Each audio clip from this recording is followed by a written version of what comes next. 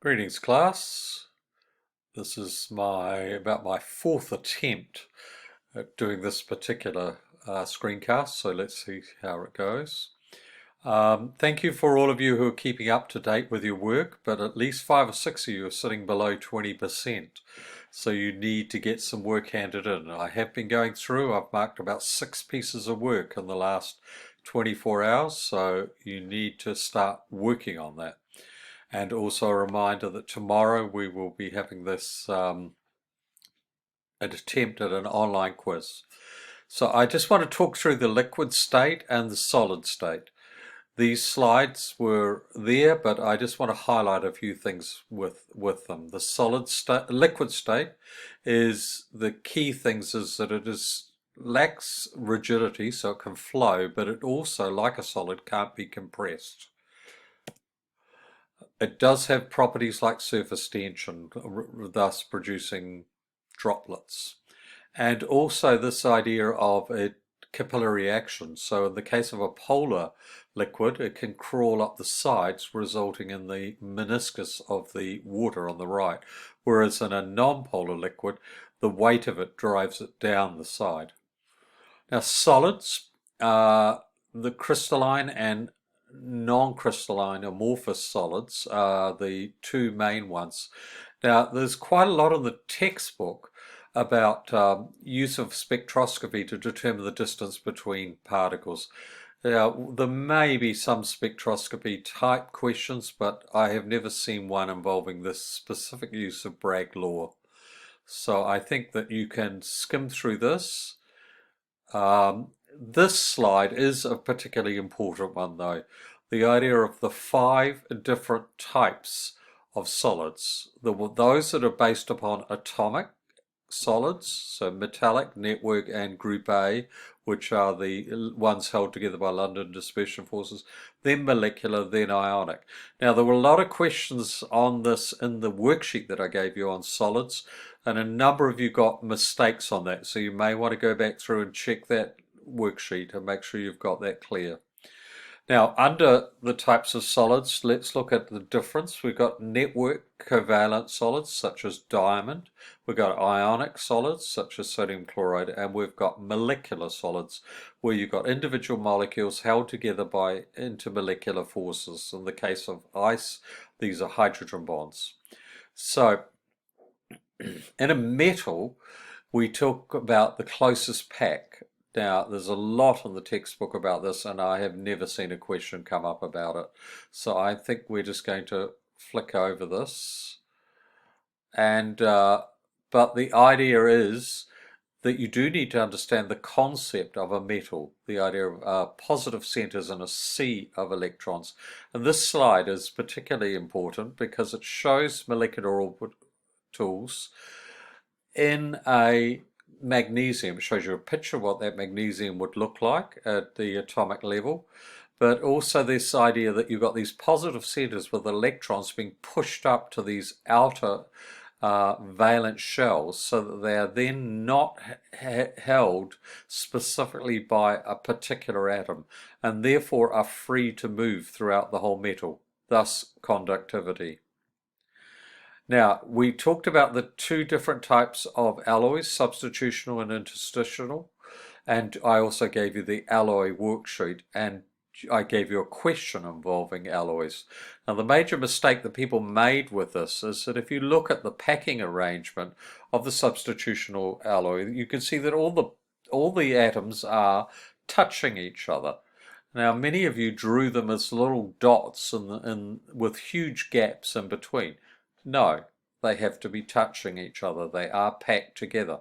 And as substitutional alloy, you've got them all being similar size, such as brass. Whereas in steel, you've got these tiny little different size or shape particles, in this case carbon, which makes steel very, very strong and won't bend, unlike iron, which it's made from. Okay, now covalent network solids. This is another area that may come up, and particularly looking at the difference between diamond and graphite. In the case of diamond, we have sp3 hybridization. Every carbon is bonded to 4 other carbons, whereas in the case of graphite, it is sp2 hybridization, and every carbon is bonded to just 2 other carbons. Now, we covered this when we did bonding. So let's look at the diagrams. You can see in diamond, it is a giant molecular solid. Every carbon is bonded to every other carbon. So that's why diamond is the highest melting point and the hardest known substance.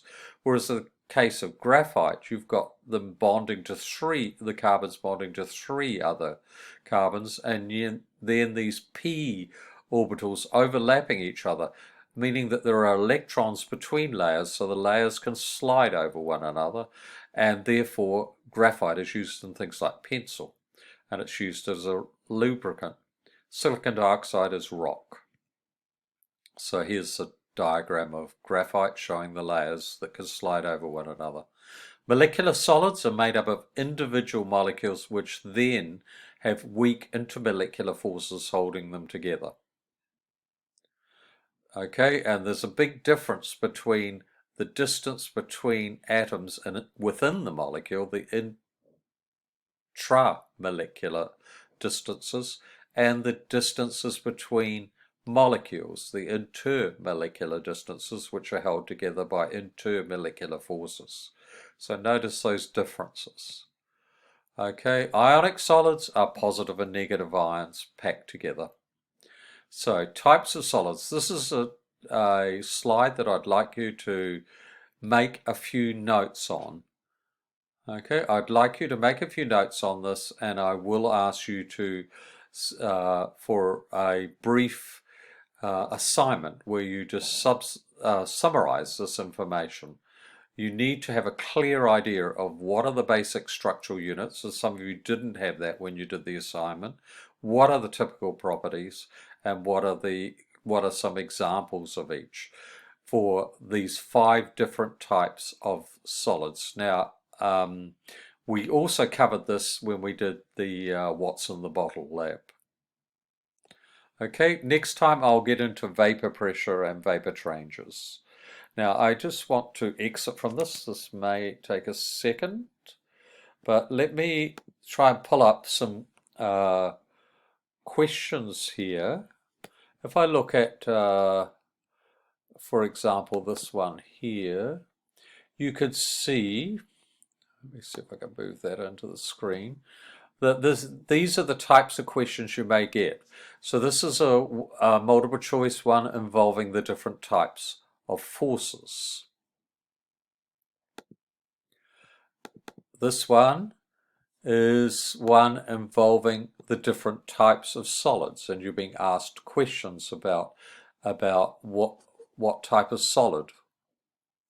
So those are examples of multiple choice. For free response, this type of question is part of a much bigger question where you're getting, in this case, having to write atomic structure, having to give bond angles, and then being asked about intermolecular forces and London forces and dipole to dipole, etc. So part of a much bigger question. So that's much more like what the types of questions you're going to come across. I will share some questions with you. Okay, thanks for listening.